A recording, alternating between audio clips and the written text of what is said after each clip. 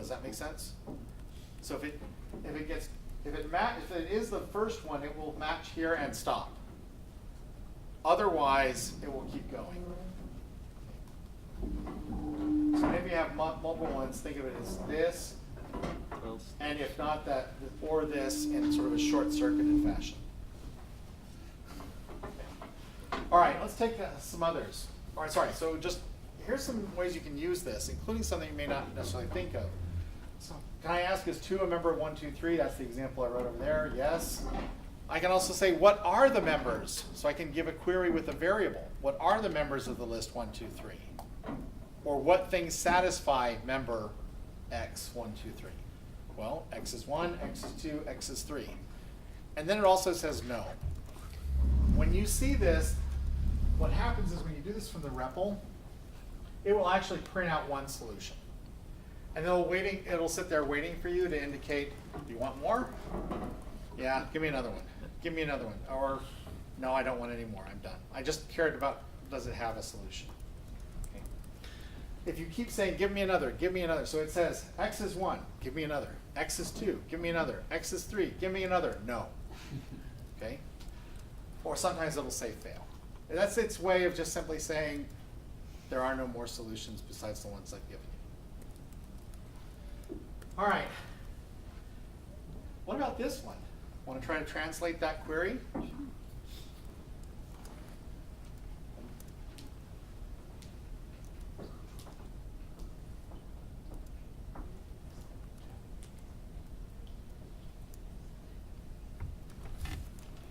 Yeah. Is it saying for what values of y does the array 3y fit in the rest of the array? Yeah, Or exactly. the list?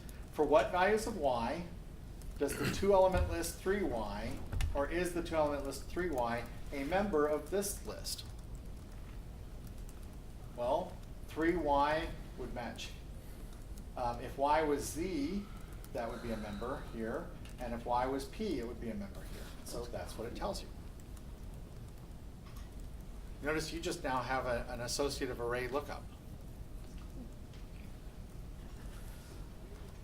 Want to try the last one? Remember, comma is and. And by the way, is. Okay, it actually just means is equal to. What's this last one saying?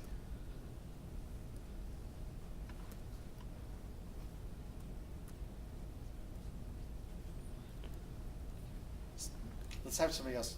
Any brave souls? I saw some nodding of heads. And you want to say what it would be? Yeah. Is it looking for something in that list that is a perfect square root of something that's less than 100? I guess.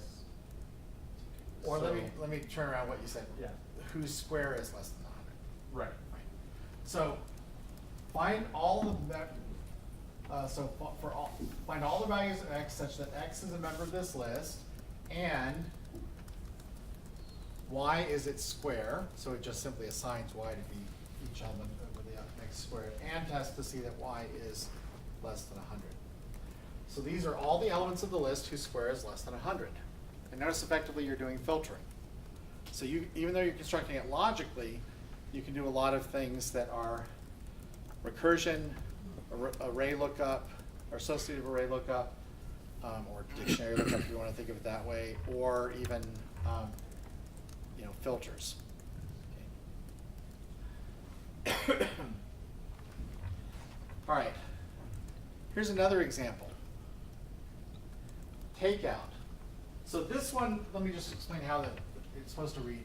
So if I took this first thing out of this list, the result is this list. Okay? So what's the first rule saying?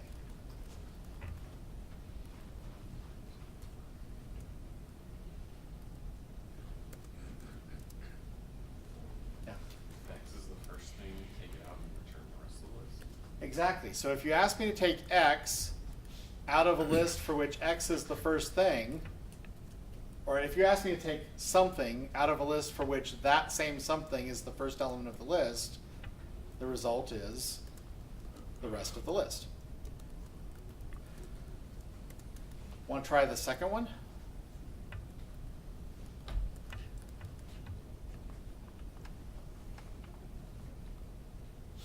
even somebody who's answered one of the other ones before. Mickey? So if X is not the first thing in the list, Right.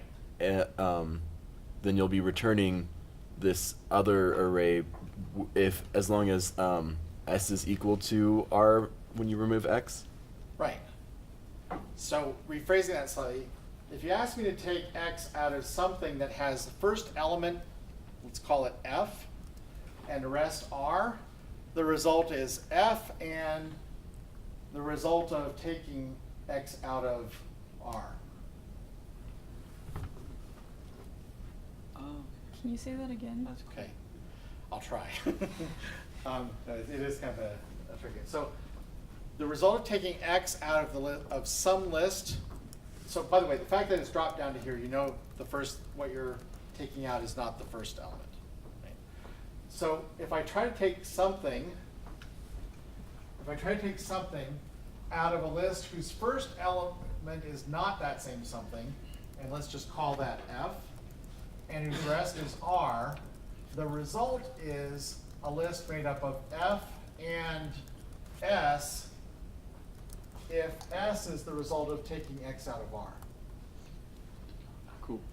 So think about if you were coding this in Racket, you might just recurse through, if you're trying to take out the first element, you just simply say, is it the first one? Great. Return the rest of the list. Otherwise, recurse on the rest, take out the first occurrence, and on your way back out, const back on those first elements that you skipped over. This is doing the same kind of thing. All right. So you can do things like this with, I can say, take what values of X could I take out of the list 1, 2, 3 with what results? So you can even do multiple variables in the query. Oh, that's cool. This one's interesting.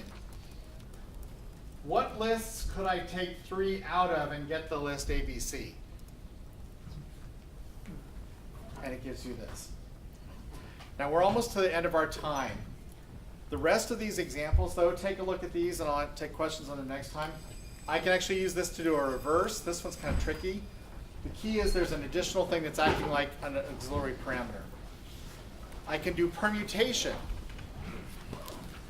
And I can use permutation to actually do things like solving the 8 queens problem in that much code. Think about if you were to